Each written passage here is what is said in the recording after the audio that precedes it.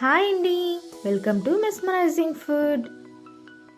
కందిపప్పుతో మనం ఎక్కువగా పప్పుచారు చేసుకుంటూ ఉంటాం, లేదు సాంబారు చేసుకుంటూ ఉంటాం, లేదా రకరకాల పప్పులు చేసుకుంటూ ఉంటాం కదండి. అలా కాకుండా కందిపప్పుతో పెసరపప్పుతో దాల్ తడకా చేసేసుకుందాం. వచ్చేసేయండి, ప్రాసెస్ చూసేద్దామండి. ముందుగా కుక్కర్ తీసుకోండి, 1 గ్లాస్ కందిపప్పును యాడ్ చేసుకోండి. అలాగే పావు గ్లాస్ వరకు పెసరపప్పును యాడ్ చేసుకోండి. ఇవి రెండింటిని యాడ్ చేసుకొని వాష్ చేసుకోవాలండి. 3 to 4 టైమ్స్ అయినా చక్కగా నీట్గా వాష్ చేసుకొని పెట్టుకోండి. ఈ విధంగా ఇప్పుడు వాటర్ అనేది యాడ్ చేసుకోండి. నేను మొత్తం 1.5 తీసుకున్నాను కాబట్టి 3 గ్లాసెస్ అయితే యాడ్ చేసుకున్నానండి. ఇలా మీకు కావాల్సినంత వాటర్ యాడ్ చేసుకొని 1/2 టేబుల్ స్పూన్ వరకు కొద్దిగా పసుపు యాడ్ చేసుకోండి. అలాగే 1 టేబుల్ స్పూన్ ఆయిల్ యాడ్ చేసుకోండి. ఇప్పుడు దీనికి మూత పెట్టేసుకొని విజిల్ పెట్టేయండి. 4 to 5 విజిల్స్ వచ్చే వరకు మెత్తగా ఉడికించుకోవాలండి. అలాగే 2 మీడియం సైజు ఆనియన్స్ని చాప్ చేసుకొని పెట్టుకోండి. అలాగే 2 మీడియం సైజ్ టమాటోస్ని కూడా ఫైన్గా చాప్ చేసుకొని పెట్టుకోండి. 3 పచ్చిమిర్చీలని ఈ విధంగా పొడవుగా కట్ చేసుకొని ప్లేట్లో పెట్టుకొని పక్కన పెట్టుకోండి. ఇప్పుడు తాలింపు కోసం 1/2 టేబుల్ స్పూన్ జీలకర్ర, 1/2 టేబుల్ స్పూన్ ఆవాలు, 1 ఇంచ్ అల్లాన్ని ఇలా ఫైన్గా చాప్ చేసుకొని పెట్టుకోండి. అలాగే 5-6 వెల్లుల్లి రెబ్బలను కూడా ఈ విధంగా పీల్ చేసుకొని ఫైన్గా చాప్ చేసుకొని పెట్టుకోండి. 4 ఎండుమిర్చీలు తీసుకోండి.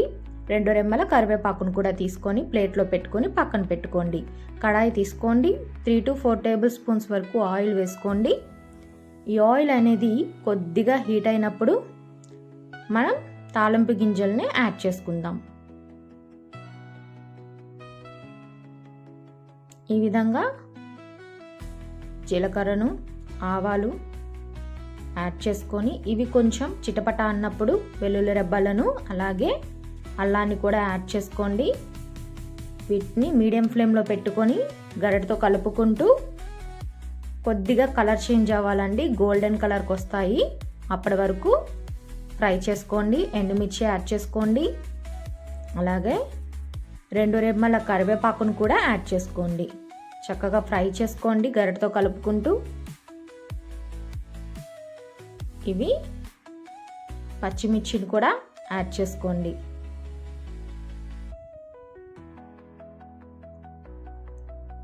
ఇవి కొంచెం వేగిన తర్వాత ఆనియన్స్ని యాడ్ చేసుకోండి. ఈ ఆనియన్స్ కూడా కొంచెం మెత్తబడాలండి. మీరు కావాలంటే మూత పెట్టుకొనైనా మగ్గించుకోవచ్చు. చక్కగా మీడియం ఫ్లేమ్లో పెట్టుకొని కలుపుకుంటూ ఈ ఆనియన్స్ అనేవి కొద్దిగా మెత్తబడి కలర్ అనేది చేంజ్ అవ్వాలండి. లైట్ గోల్డెన్ బ్రౌన్ కలర్ వస్తుంది. అప్పటి వరకు చక్కగా గరిటతో కలుపుకుంటూ ఫ్రై చేసుకోండి. లేదు అంటే మూత పెట్టుకొనైనా మగ్గనివ్వండి. ఇలా కొద్దిగా వేగిన తర్వాత మీ రుచికి తగినట్టుగా సాల్ట్ని యాడ్ చేసుకోండి. అలాగే కొద్దిగా పసుపును కూడా యాడ్ చేసుకోండి. యాడ్ చేసుకొని ఈ ఉప్పు పసుపు మొత్తం ఆనియన్స్కి పట్టేలాగా గరిటతో కలుపుకుంటూ ఫ్రై చేసుకోండి. వీడియోలో చూపిస్తున్నట్టు మీడియం ఫ్లేమ్లో పెట్టుకొని చక్కగా ఫ్రై చేసుకోండి.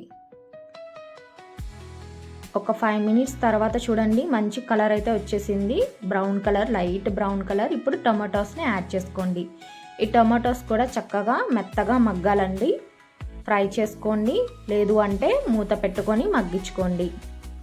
ఇవి కొద్దిగా ఫ్రై అయిన తర్వాత కారం అనేది యాడ్ చేసుకోండి. మీ టేస్ట్కి తగినట్టుగా కారం యాడ్ చేసుకొని ఈ కారం కూడా ఆనియన్స్ టమాటోస్కి కలిసేలాగా చక్కగా గరిటతో కలుపుకుంటూ ఫ్రై చేసుకోండి.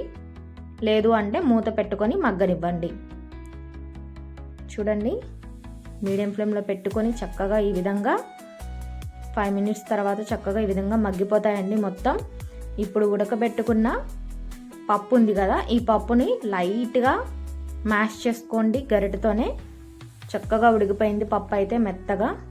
చూడండి, ఇప్పుడు ఈ తాలింపు మొత్తాన్ని పప్పులో వేసుకోండి. వేసుకొని చక్కగా సిమ్లో పెట్టుకోండి.